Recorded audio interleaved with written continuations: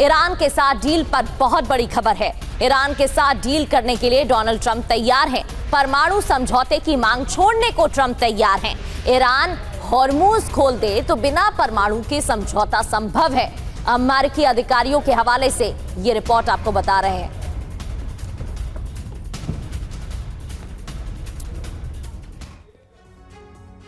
तो एटम पर वार्ता नहीं, हार मान गए ट्रंप। सवाल तो यही उठ रहा है। देखिए 6 पॉइंट्स में इस खबर को आपको समझाते हैं।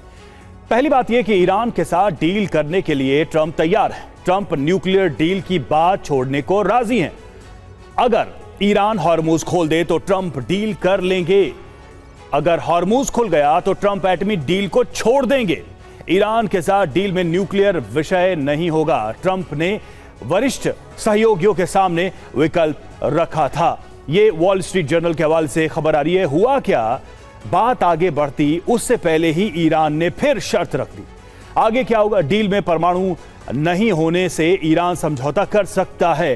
ये अभी तक की खबर दिखाई दे रही है। ब्रजेश सर, सवाल मेरा कुल मिलाकर यही है कि क्या ये फिजिबल दिखाई देता है? क्या इस पर विश्वास किया जा सकता है कि दशकों पुरानी अपनी ईरान पॉलिसी से पूरी तरह से अमेरिका यू टर्न ले ले और न्यूक्लियर प्रोग्राम का मुद्दा ही छोड़ दे? रवि, ये बहुत ही विशफुल थिंकिंग है हमारे हिसाब से।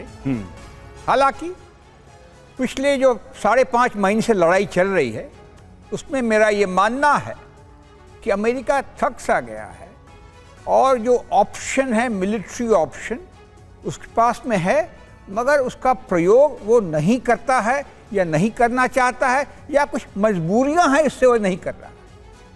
ट्रंप के हाथ में 2 पहलू थे, 2 इंस्ट्रूमेंट्स थे।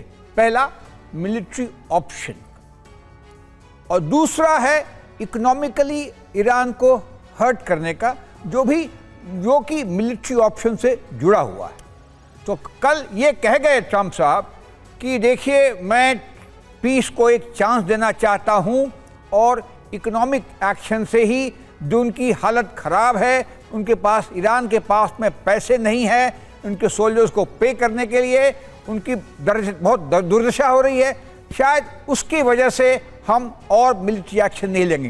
पर कहने का मतलब ये था इकोनॉमिक प्रेशर दबा हुआ है, क्योंकि ईरान न ट्रेड कर सकता है न तेल बेच सकता है।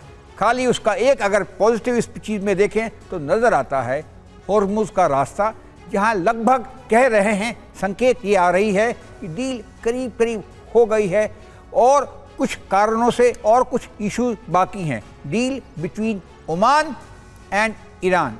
हालांकि यहाँ पे ईरान ने बहुत चुस्ती दिखाई है और दूरगामी सोच लगाया है कि कुछ भी हो, हम कंट्रोल करेंगे Hormuz as a senior partner.